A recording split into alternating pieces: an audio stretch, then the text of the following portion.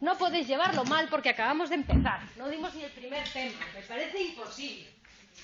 ¿Ya estáis desanimados o qué?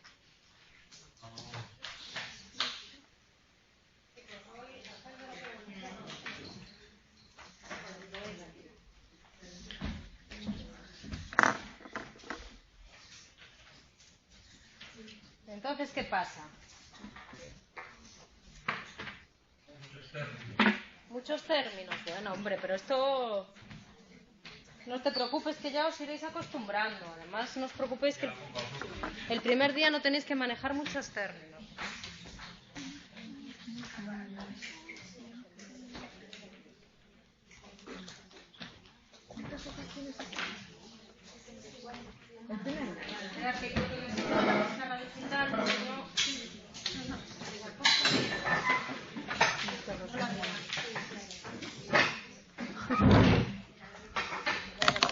A ver si me deja.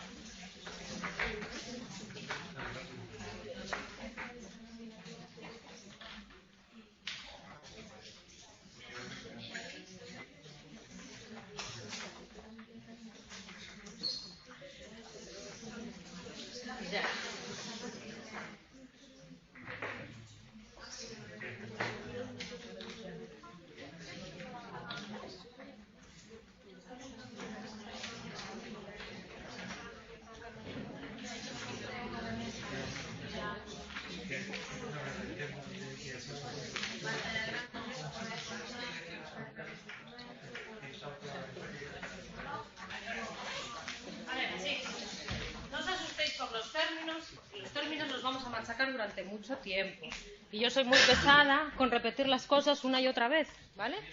Dígame. Solo me tenéis que mandar un email, ¿vale? ¿Vale? Ya he recibido bastantes emails. Escribí ahora a la coordinadora académica para que me dijesen qué aula nos podemos reunir.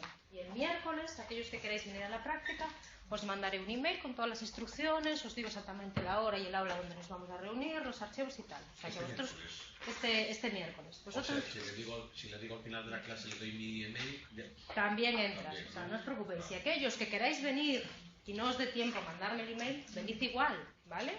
Yo simplemente lo del email y que vosotros me escribáis, lo hago un poco para tener un control de saber cuánta gente va a venir, porque no es lo mismo ocupar un aula como puede ser esta, que si a lo mejor de repente vienen 15 personas, pues ocupamos un aula más pequeño, ¿vale? Otra cosa que me olvidé de comentaros la semana pasada, y que hasta que no me arreglen la pizarra voy a tal, no os preocupéis en escribirme las veces que haga falta. Yo contesto a todos los emails, tardaré más o tardaré menos, pero contesto, hola, ¿qué pasa? Yo muy bien, ¿y tú? ¿Sabes? En plan, o sea, lo contesto todo. Si no contesto a vuestro email es porque no lo he recibido. Y como a veces hay problemas de sincronización con los hotmails, los no sé cuánto y los no seáis pesados. Oye, María, es que te hice 325 preguntas y me contestó hasta 324. Te quedó esta sin contestar. ¿No me funciona la pizarra? ¿La pizarra? Sí. Entonces, si hace falta que me escribáis y me reescribáis y me reescribáis y me reescribáis... Vale, ninguno de los dos, Javi. No sé qué pasó. Sí, no, es que parece que es por el USB. Vale. Es que yo como no sé cuál es, no me arriesgo a tocar. ¿Vale? Me escribís que yo contesto sin problema y demás. ¿Vale?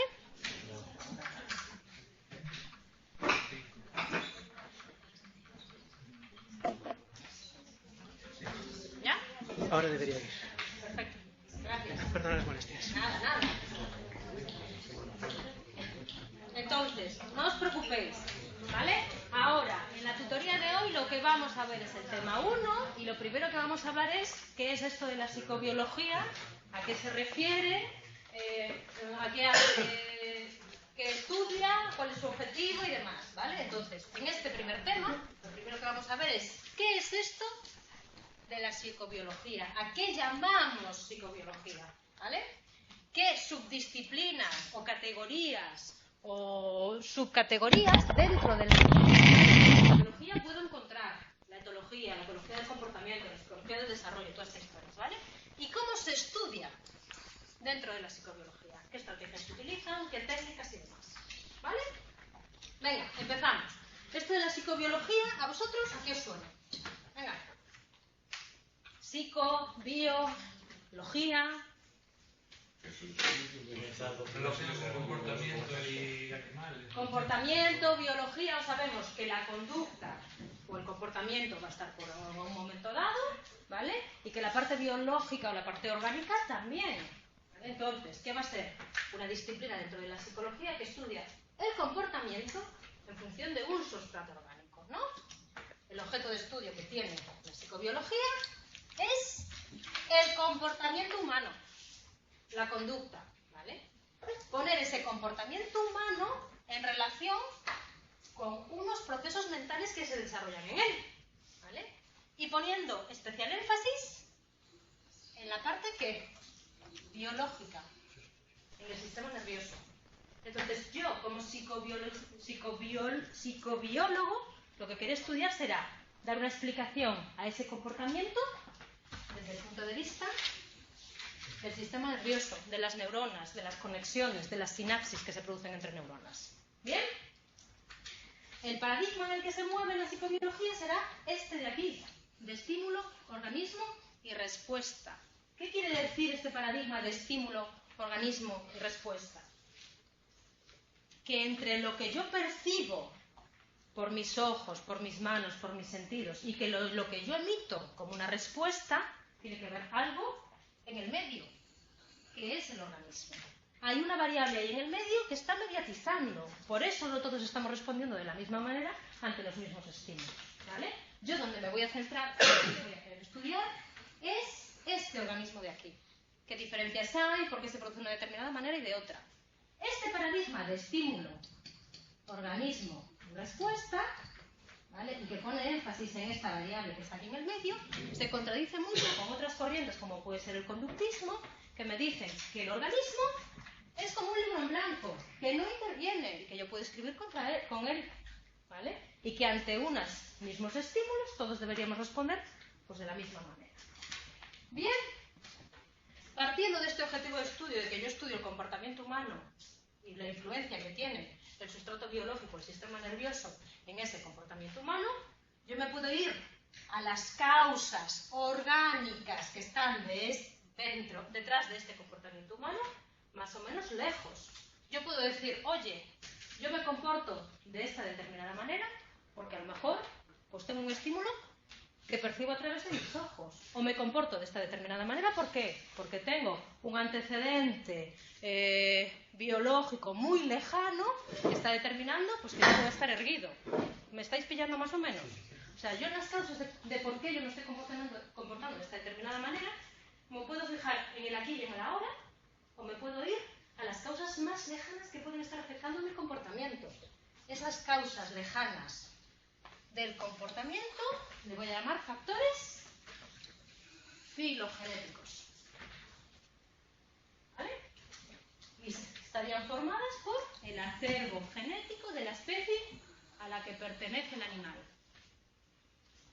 Yo, como ser humano, hay un hito en la historia vital de mi especie que hace que me pueda relacionar o que tenga un determinado comportamiento que es, por ejemplo, el habla. Y eso es lo que a mí me distingue a lo mejor de otras especies. Pues si yo quiero basar o quiero estudiar mi comportamiento en función de esa historia, de esas causas lejanas, estaré estudiando los factores filogenéticos de la conducta. ¿Sí? Si ya no me voy tan lejos, sino que me voy a algo más próximo, oye, es que yo me estoy comportando de esta manera, no solo porque mis ancestros hayan tenido una determinada evolución que a mí, por ejemplo, me hayan permitido pues hablar, caminar erguido, tener un pulgar oponible. Si me voy más cerca y estoy buscando la interacción entre la dotación genética que yo tengo como especie y las interacciones que se producen con el medio ambiente a lo largo de la vida del individuo, estaré estudiando los factores ontogenéticos. ¿Entendemos la diferencia? Vale, en esta interacción entre la dotación genética y el ambiente hay periodos de la vida de un individuo que son muy sensibles, ¿vale?, a esas influencias ambientales.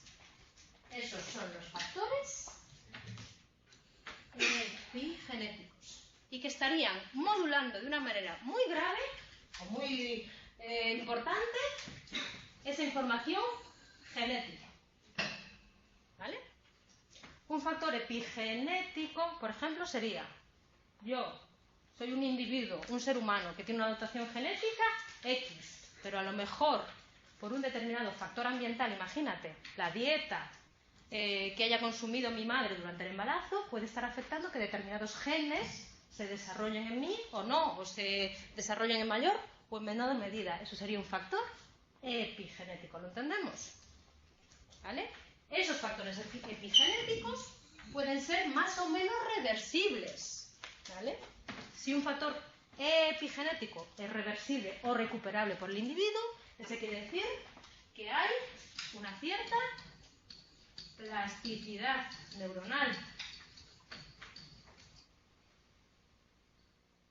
Si esos factores epigenéticos no son fácilmente recuperables, estaremos hablando de un periodo crítico.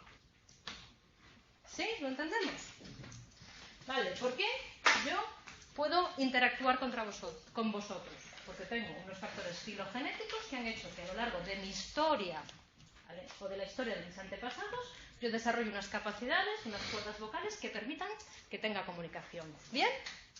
Además, son unos factores que filogenéticos. Además, en mi dotación genética como especie, han hecho que yo no tenga problemas a la hora de nacer y desarrollar las cuerdas vocales y demás. Esos son los factores ontogenéticos. Y además, no ha habido ningún... Me está basando, hijo. No ha habido ningún déficit en la dieta de mi madre, en el nacimiento, que yo tengo una parálisis cerebral o cualquier cosa que haya impedido que esos factores ontogenéticos se desarrollen. ¿Bien? Y ahora me voy al aquí y ahora. Oye, yo me puedo comunicar con vosotros porque estoy haciendo un discurso, me estáis preguntando, os estoy contestando. Esas son las causas inmediatas de mi comportamiento y tienen que ver con la percepción de los estímulos. ¿Lo entendéis? ¿Por qué se produce una conversación? Pues porque yo tengo un acervo genético que ha hecho que como especie me pueda comunicar. Aún por encima no he tenido ningún problema, ni a la hora de nacer, ni una parálisis ni tal, que a mí me impida recibir el mensaje que estoy recibiendo a través de mis oídos. Y ahora estáis haciéndome una pregunta. Pues todos esos son las causas inmediatas, ontogenéticas y filogenéticas que están facilitando que yo pueda hablar con vosotros. ¿Bien? ¿Sí? Todo esto para estudiar el comportamiento, para estudiar la conducta desde un punto de vista biológico. ¿Todo tipo de conductas? No. La psicobiología se centra en el conjunto de manifestaciones públicamente observables, reguladas por el sistema neuroendocrino, mediante las cuales el animal, como un todo, en respuesta a un estímulo interno externo, se relaciona activamente con el medio ambiente. Entonces, estas serían las conductas que son interesantes para la psicobiología. Bien.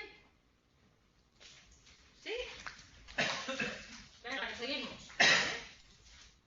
Vale, dentro de los factores filogenéticos, ontogenéticos y las causas inmediatas del comportamiento, ¿vale? Dentro de esos factores yo puedo agrupar las distintas subdisciplinas, ¿vale?, de las que forma parte la psicobiología. ¿Sí?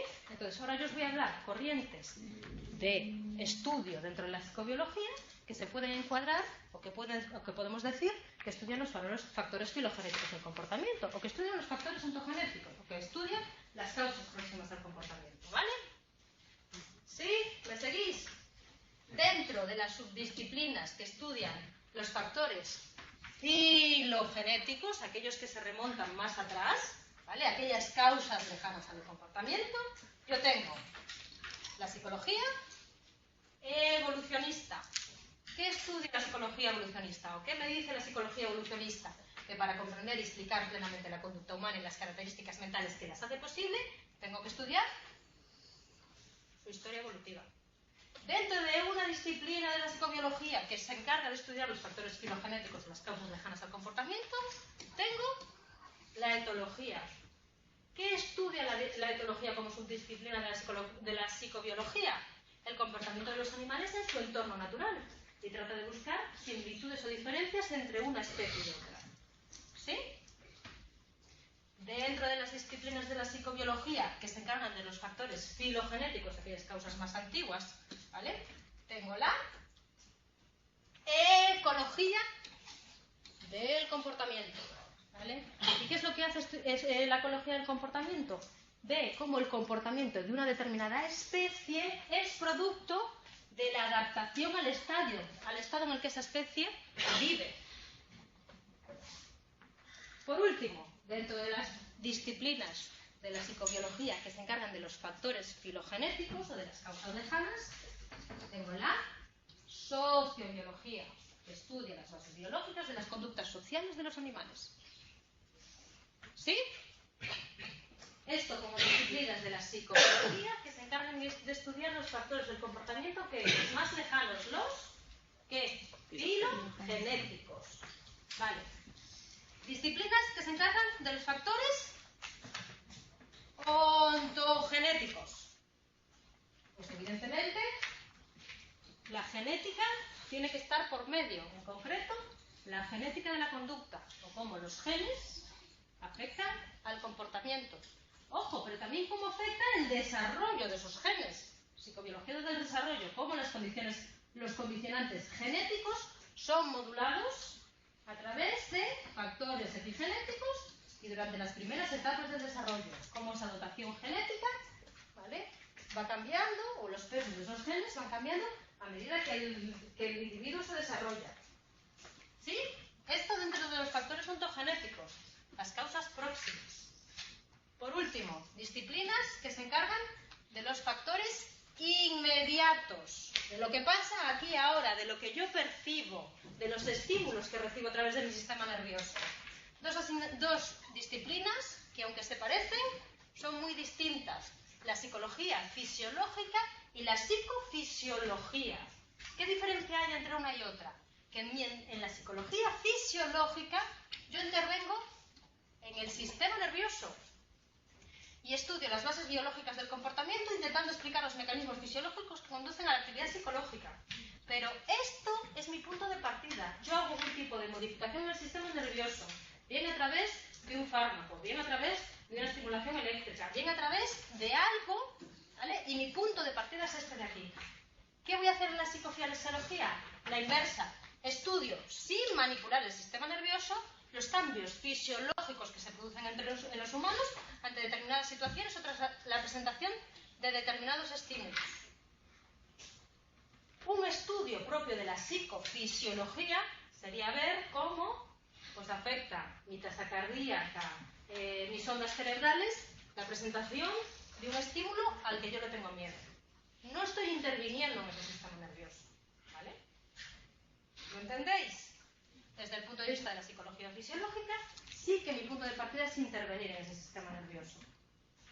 ¿Sí? ¿Lo entendemos? ¿No lo entendemos?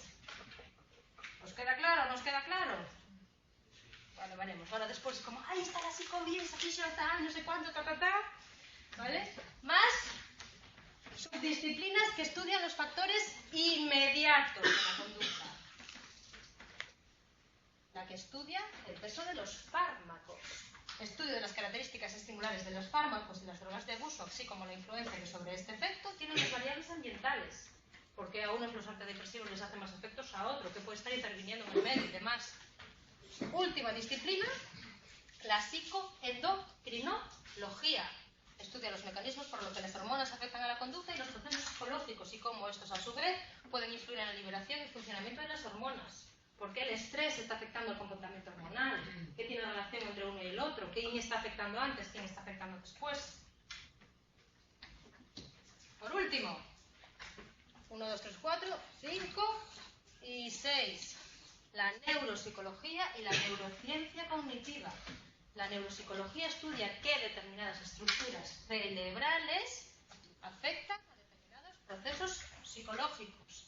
Y la neurociencia estudia los mecanismos biológicos subyacentes a los procesos más complejos, como puede ser la cognición, ¿vale? Con un enfoque específico en los sustratos neurales de los procesos mentales y sus manifestaciones conductuales. ¿Bien? Entonces, bueno, bien, por un decir. Entonces, hemos partido de un punto de vista o de un objetivo muy amplio, que es definir qué es lo que va a estudiar la psicobiología, ¿vale? Pues el comportamiento humano, basándonos en un componente biológico, como es en el sistema nervioso. Pero vemos que ese objetivo, que es muy abstracto de por sí, yo lo puedo fragmentar en función de qué causas considere que están detrás de ese comportamiento, causas lejanas o filogenéticas, ontogenéticas o factores inmediatos, ¿vale? Y dentro de esos factores que yo estoy estudiando, de una disciplina u otra. Si yo lo que quiero estudiar es la historia evolutiva de una determinada especie y ver cómo esa historia evolutiva, ¿vale?, está afectando a su comportamiento en el aquí y en el ahora, yo estoy estudiando ¿qué? Los factores filogenéticos. Y estoy dentro de una subdisciplina que es la psicología evolucionista. ¿Bien? Dígame. ¿Pueden ser estudios futuros? Puede. O sea, de cómo le va a cambiar, o sea, yo qué sé, el humano, el animal o... Longitudinales, o sea, cómo el ser humano al que yo ahora de repente le inyecto en el sistema nervioso no sé qué va a responder a lo largo de tal. Sí, puede ser, ¿vale? Pero estarían afectando a un comportamiento o una conducta futura que tendré que registrar, ¿vale? Pero veis, empezamos por una cosa como muy abstracto para definir lo que es la psicobiología y vemos cómo realmente esto que es tan abstracto yo lo puedo fragmentar en función de si lo que me estoy centrando es en esas causas más lejanas o si me estoy centrando en estas causas más inmediatas. Las causas inmediatas de un comportamiento siempre tendrán que ver con ¿qué? Con la capacidad perceptiva, con la capacidad que yo tengo de percibir los estímulos que me rodean. No tiene nada tanto que ver con lo que es la historia evolutiva de un individuo. ¿Bien? Venga, no os agobiéis, que la cosa no queda para tanto. ¿Qué estrategias de investigación, ¿vale? ¿Cómo se plantea una investigación en psicobiología? ¿Vale? De lo primero, de lo que yo parto, es de algo que me llama la atención, de la observación. Me hago un planteamiento general de un determinado problema. ¿Vale? Por ejemplo, si yo lo que quiero es estudiar, no sé, bueno, ahora lo hago de otra manera. Por ejemplo, yo como profesora me doy cuenta que todos los estudiantes que vienen al centro asociado de la UNED de Pontevedra a la clase de Fundamentos de Psicobiología son morenos. No tengo ningún rubio, no tengo ningún pelirrojo, no tengo ningún castaño. Este es mi problema, esto es lo que yo observo, esto es lo que yo quiero estudiar. Pues quiero estudiar el motivo por el que todos los estudiantes de psicobiología de primero que vienen al centro asociado son morenos. Ante esa pregunta, ante ese hecho observable, yo me planteo unas posibles hipótesis, unas posibles contestaciones, unas posibles explicaciones. ¿Vale? Ojo, las hipótesis que yo me planteo siempre tienen que estar relacionadas ¿con qué? Con el planteamiento general del problema. Y esas hipótesis tienen que ser verosímiles, comprobables y relacionadas con conocimientos previos. No me vale que yo hipotetice diciendo, no, es que los estudiantes son todos morenos porque cuando bajan por las escaleras cogen un spray y se tiñen el pelo. ¿Vale? Tengo que buscar una explicación o una hipótesis que esté relacionada con el objetivo que yo quiero estudiar. Oye, pues resulta, con estudios previos, con conocimientos que tengo sobre la causa, ¿vale? Y que sean verosímiles. Pues resulta que en Pontevedra hay una mutación de un gen que hace que el 90% de la población pues tenga el pelo moreno, por ejemplo, ¿vale? Y que esa hipótesis que yo me estoy planteando, que simplemente es la contestación del propio problema, sea verosímil, sea comprobable. Pues hay una mutación de un gen, ¿vale? Yo no me puedo plantear una hipótesis que sea, pues resulta que en la migración de los antepasados de no sé qué, porque tengo que ser capaz de comprobarla. ¿Bien? ¿Cómo la voy a comprobar, esa hipótesis que yo me planteo? Mediante un proceso de contrastación empírica, mediante un método que se llama hipotético-deductivo. Desde estas hipótesis, ¿vale?, yo me planteo, pues, una explicación.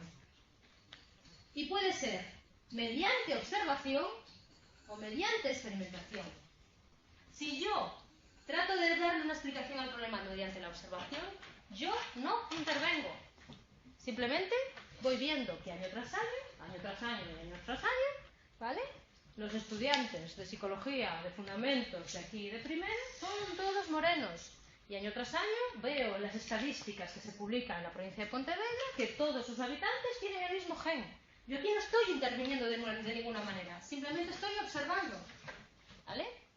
Si yo quiero contrastarlo mediante una experimentación, es cuando ya me pongo, a ver, pues voy a controlar, voy a hacer unas mediciones al respecto, yo qué sé, de lo que sea.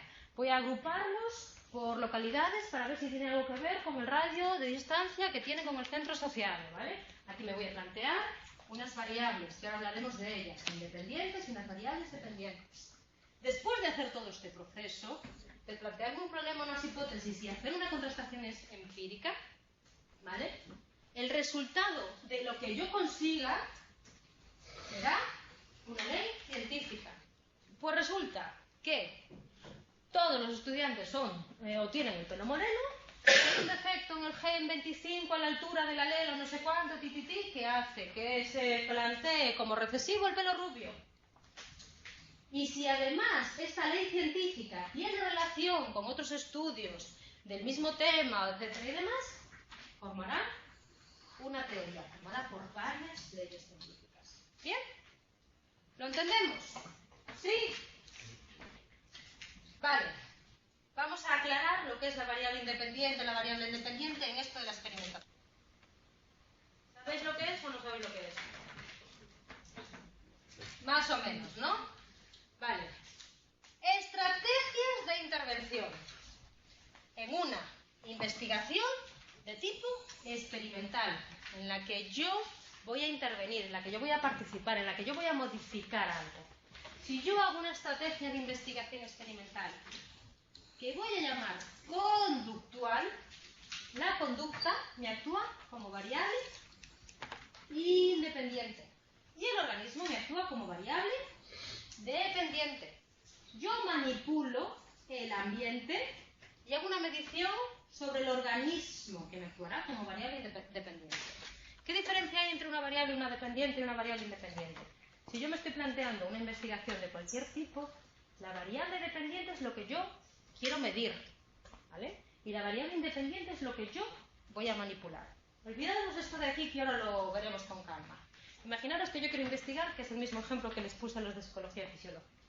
Imaginaros que yo quiero investigar la eficacia de 4 programas de entrenamiento en la pérdida de peso de los individuos, ¿vale? La pérdida de peso va a ser mi variable ¿qué? Dependiente. Es lo que yo voy a comprobar para ver cuáles de estas 4 variables independientes son más eficaces o no en el planteamiento concreto, en el problema concreto que yo me estoy planteando, que es reducir la obesidad, no sé cuánto, pipipi. Y los distintos programas de entrenamiento van a ser mis distintas variables independientes, que son yo sé las que voy a modificar. Pues a un grupo le daré un programa de entrenamiento que sea zumba. Al otro le voy a dar uno que sea bicicleta. Al otro le daré aeróbic y al otro le daré elíptica, por ejemplo, ¿vale? Y lo que hago es coger a mi muestra, que seréis vosotros, y separaros. Y decir, pues vosotros vais a hacer zumba durante una semana, 3 veces a la semana, 50 minutos. Vosotros, misma cantidad, mismo tiempo, tal, bicicleta, tal y tal. Estas variables independientes, ¿vale? Estos programas de entrenamiento son mis variables independientes. Y lo que yo voy a medir para saber si consigo mi objetivo o no, va a ser mi variable dependiente, que en este caso será el ¿qué? El peso. Vale, pues en una intervención del tipo conductual, la conducta actúa como variable independiente. La conducta del determinado animal, yo es la que voy a modificar los factores ambientales que estén afectando esa conducta, ¿vale? Y el organismo me va a actuar como variable de tipo dependiente. Y os pongo este caso. Quiero ver cómo distintos programas de reforzamiento están afectando a las conexiones dopaminérgicas de una rata. y cojo 4 o 5 ratas. Y a unas les doy un programa de reforzamiento fijo, que siempre que pulsen una palanca reciban una recompensa. A otras les pongo un programa de reforzamiento que sea en función del tiempo, pues que reciban el reforzamiento cada vez que pasen 5 minutos y pulsen la palanca. Y a otras un programa de reforzamiento que sea basado en el número de veces, pues que pulsen la palanca 10 veces y reciban reforzamiento. ¿Bien? Lo que yo estoy modificando son los factores ambientales, la conducta de ese individuo. Fijo por tiempo o por tal. Y lo que yo estoy midiendo es el organismo.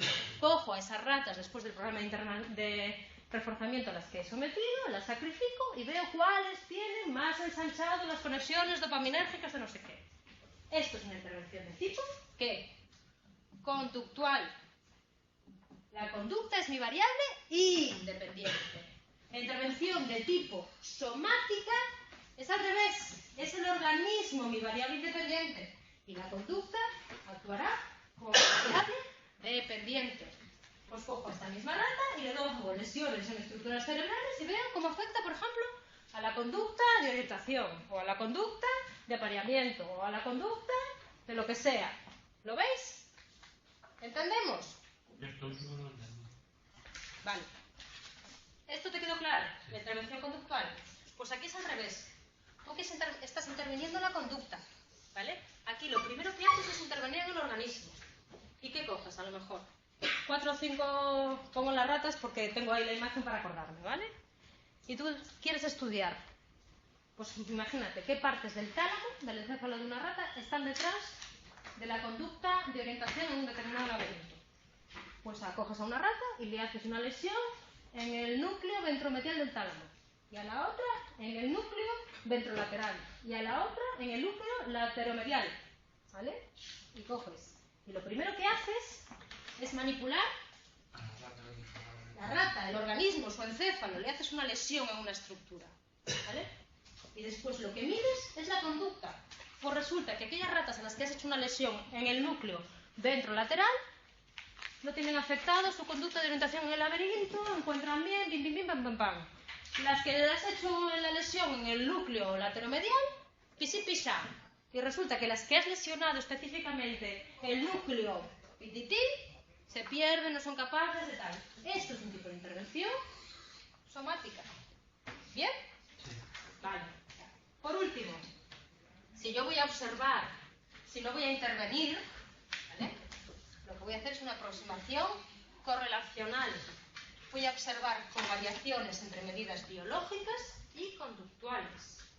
¿Vale? Oye, yo por motivos éticos, a lo mejor, ¿vale? No puedo coger y a una persona que está embarazada pedirle que voluntariamente deje de tomar yodo, deje de tomar una determinada vitamina, porque puede a lo mejor causar daños al feto, pero sí que puedo poner en relación. Oye, resulta que el peso de los recién nacidos es tal, tal y tal y tal, y al mismo tiempo le estoy haciendo a las madres esta analítica que me está dando esta vitamina, esta cantidad y tal. Pues puedo poner en relación esas dos variables. Estoy interviniendo, ¿vale? Ahí lo que estoy haciendo es hacer una aproximación de tipo correlacional. ¿Bien?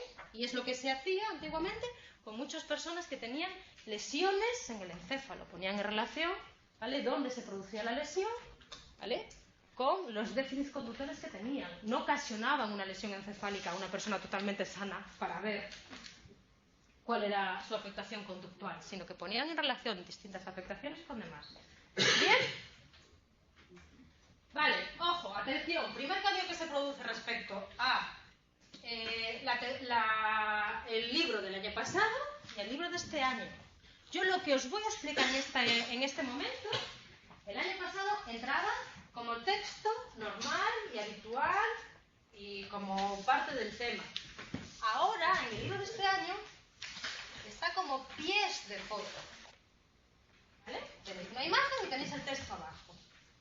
Como no hay en ningún punto donde me digan que los pies de foto no entran para el examen, yo os lo voy a explicar por si acaso, ¿vale? Pero es el único cambio que se ha producido respecto al año pasado. ¿Bien? ¿Entendemos? Vale. ¿Cómo es eso del pie de foto? Que no te he entendido. Mira. Mira, el año pasado, ¿alguien tiene un libro del año pasado? Sí, yo tengo el del año pasado. Vale, pero- pues mira, el año pasado en el libro, Sí, tenía la foto. no, venía con el texto normal, venía la aproximación y seguía enseguida, ¿vale? Sí, eso venía así, exactamente, Exactamente, que vale. te viene una explicación. Pues ahora venía aquí, como la figura 1.4, como una explicación a una figura. Como no lo he eliminado del temario, yo tengo miedo que caiga un tipo de pregunta relacionada con estas figuras que hay. Por eso os lo voy a explicar, ¿vale? Y los que tengan el libro del año pasado con respecto a este van a ver que el cambio se produce ahí. No quiere decir que este tema no entre, ¿vale? Sino que quiere decir que lo han como por el mismo movido. Lo han puesto como una letra más pequeña y asociado a una imagen. Sí, pero digamos, eso también está en el del año pasado. Está En el del año pasado está. O sea, también, el que pero como estudie por el texto. año pasado va a tener este texto. Va a tener este texto a continuación. Y el que estudie por el libro de este año, que se acuerde que tiene unos pies de fotos, pues eso, con el texto que se puede caer, ¿vale? Vamos a ver, hemos hablado hasta ahora de estrategias conductuales, estrategias somáticas, estrategias correlacionales y demás. Hemos visto cómo en un determinado momento interveníamos sobre la conducta o interveníamos sobre el organismo, o medíamos el organismo o medíamos la conducta, ¿vale? Bien, ¿estáis todos situados? Entonces, eso me quiere decir que en un determinado momento yo o lesiono algo o mido algo, ¿vale? Y puedo medir algo, una estructura cerebral, una vez que el sujeto o la rata ha fallecido, como os ponía yo el caso ahora de la aproximación, conductual, o puedo medir una actividad cerebral que se está produciendo mientras que el sujeto está vivo, ¿vale? Esto es lo que voy a explicar ahora, las técnicas en concreto, ¿vale? Cuando yo estoy haciendo un estudio de lesión, por ejemplo. Los estudios de lesión son los que se dan en una disciplina como la neuropsicología, que quiere estudiar qué determinadas estructuras cerebrales están en qué o están afectando determinadas conductas, ¿vale? Los estudios de lesión me dicen que la destrucción de una de las zonas del encéfalo altera las funciones que se alojan en esa estructura del encéfalo, ¿vale? Y que esa zona las controla y en consecuencia están afectando a esa conducta. ¿Bien? El antecedente de los estudios de lesiones está en este señor de aquí, que en determinadas preguntas os dice, ¿vale?, que se llama Phineas Gates. ¿Lo habéis leído en algún momento dado? Pues este señor, ¿vale?, es, por decirlo así, el antecedente histórico que propició los llamados estudios de lesión. ¿Qué le pasó a este hombre? Este hombre era un obrero de la construcción de ferrocarriles que estaba totalmente tranquilo, ¿vale?, haciendo pues las vías por donde van los trenes. Y su trabajo consistía en meter un poco de dinamita en un hoyo, taparlo con un poquito de tierra, claro, y darle con una barra, ¿vale?, para aplanarlo. Pues en una de estas se le fue la mano, no tapó la pólvora con la barra, simplemente golpeó la barra con la dinamita y la barra salió y le atravesó esta zona de aquí, ¿vale? Le quitó el ojo izquierdo y le destrozó parte de este lóbulo frontal. Estamos hablando del año, no sé, 1800 y pico y demás. La gente se sorprendió que no se muriese solo del golpe. Resulta que el tío no solo no se muere, sino que simplemente pierde la conciencia en escasos minutos y enseguida vuelve a hablar, no sé cuánto, se cura de la infección que le produjo lo de la barra y el tío siguió teniendo una vida totalmente normal.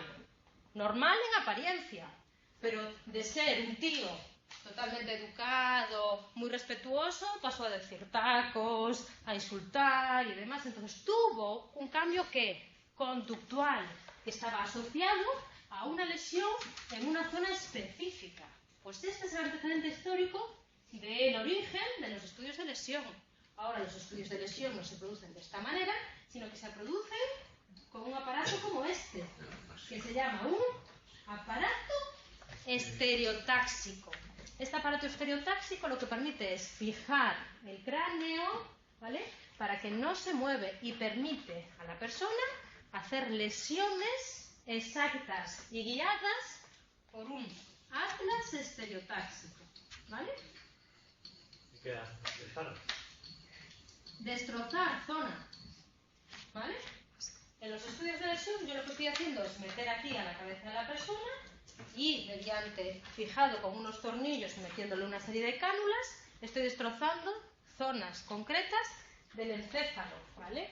Y viendo qué conductas están afectadas después. Uno de los tratamientos que hay para los temblores del Parkinson, ¿no lo visteis nunca? Es esto de aquí, producir lesiones en los centros motores para tratar de controlar el temblor, ¿vale?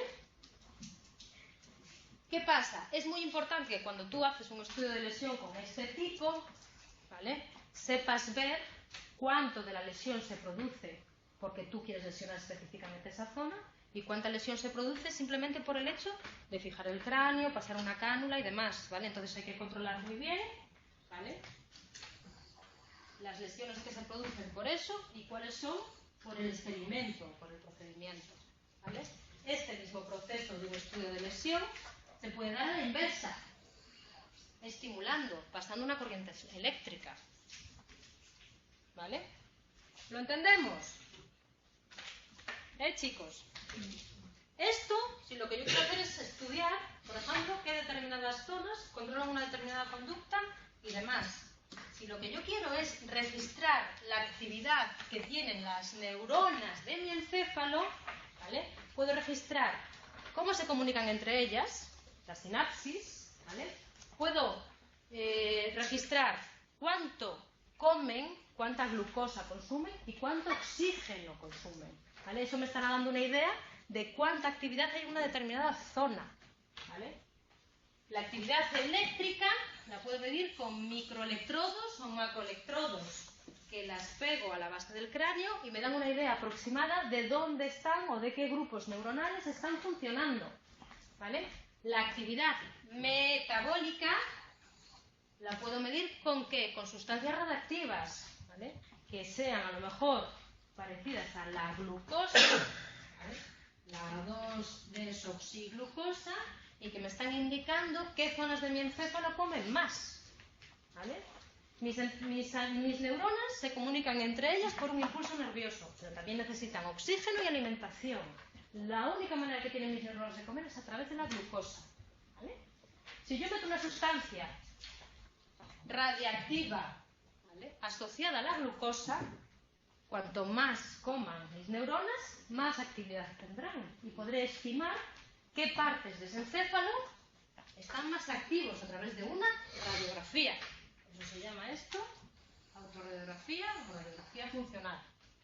Y por último, puedo estudiar los genes que están activos, ¿vale?, y que son los precursores de las determinadas proteínas. Sí, estáis hechos un lío, ¿no? Estoy perdido. Vale, vamos a ver. Te quedaste con todo lo que son las teorías, ¿no?, de las distintas subdisciplinas, la neuropsicología, toda esta historia y demás, ¿vale? Yo ahora me planteo una investigación concreta. Y ahora ya no me tengo que ir tanto en la disciplina en la que me muero, sino en la técnica concreta que voy a utilizar. Vale, resulta que yo digo que el tálamo afecta a, yo qué sé, voy a poner los procesos de memoria. Vale, muy bien. ¿Cómo vas a saber que lo que tú dices es así? Pues tienes varias opciones. Punto número 1, lesionar el tálamo y ver si realmente hay un proceso de memoria detrás que se comprometa. Eso es lo que he hecho, ¿vale?, en estos estudios de aquí, en los estudios de lesión, ¿vale?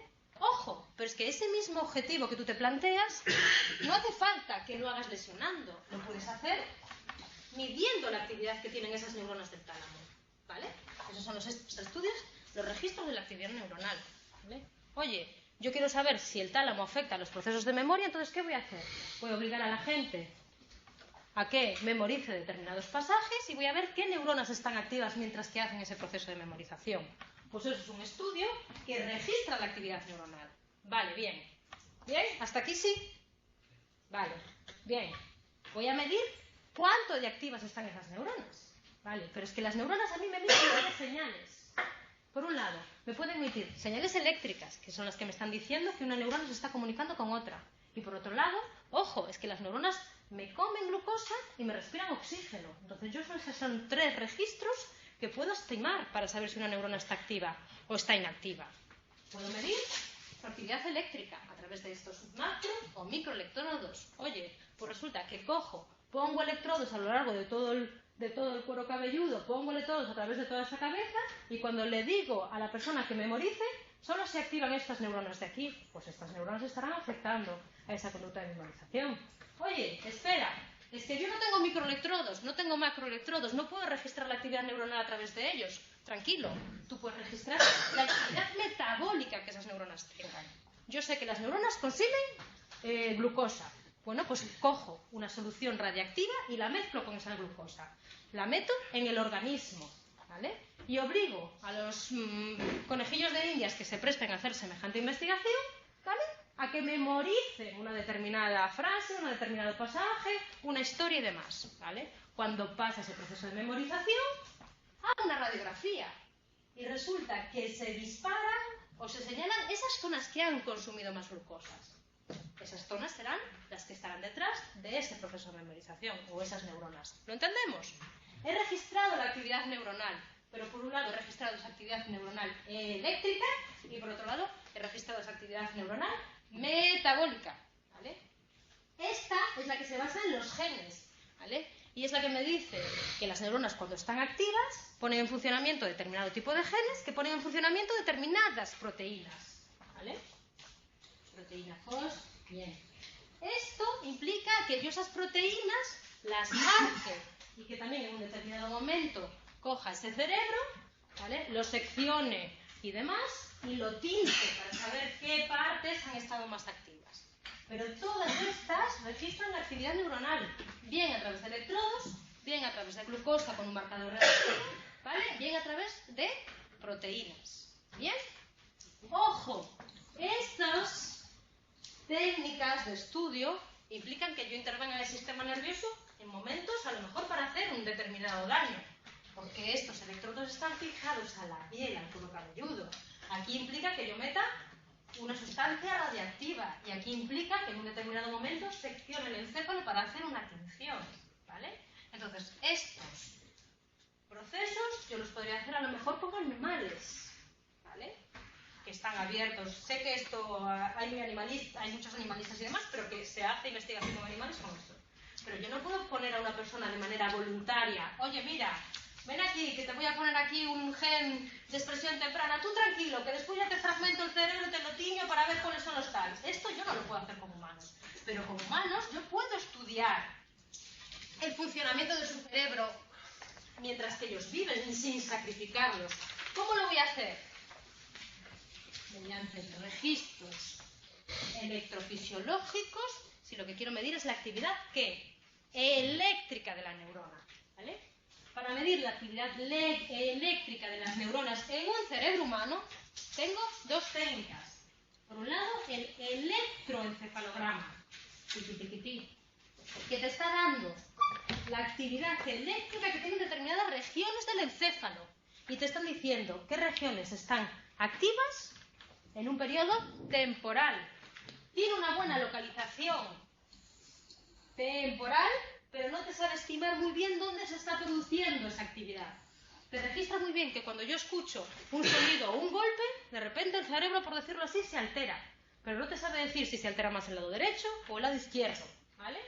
Para registrar muy bien dónde se produce el cambio, tengo el magnetoencefalograma, que lo que hace es medir los campos magnéticos producidos por la actividad eléctrica del cerebro y me permite localizar esa actividad.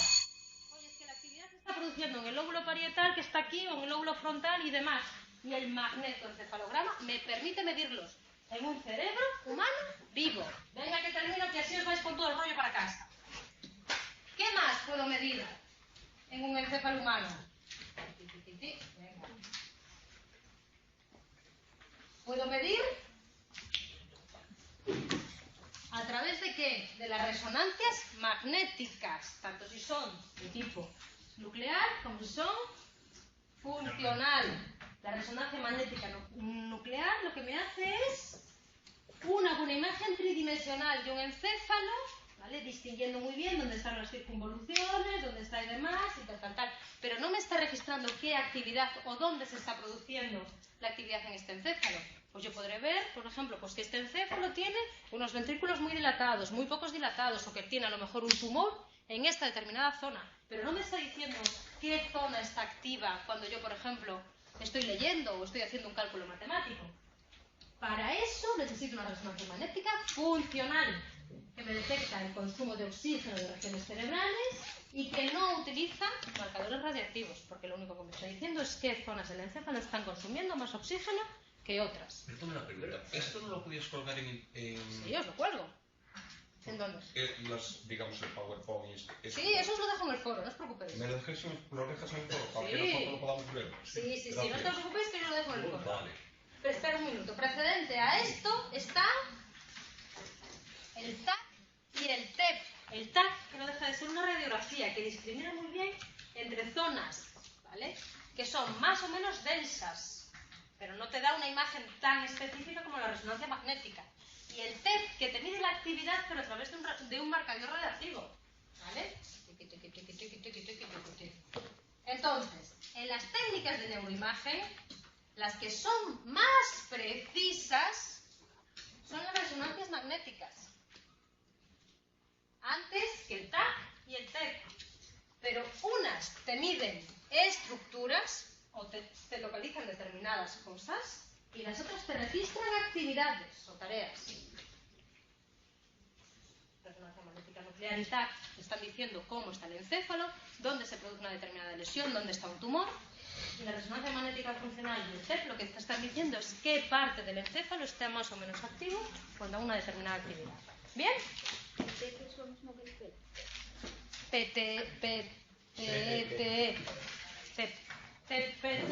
Es lo mismo. ¿Vale? Bien. Vale, ya me voy, que ya me echan. Pregunta. No, eso, o sea, lo que decía lo del PET, porque yo puedo ver aquí, pues tal.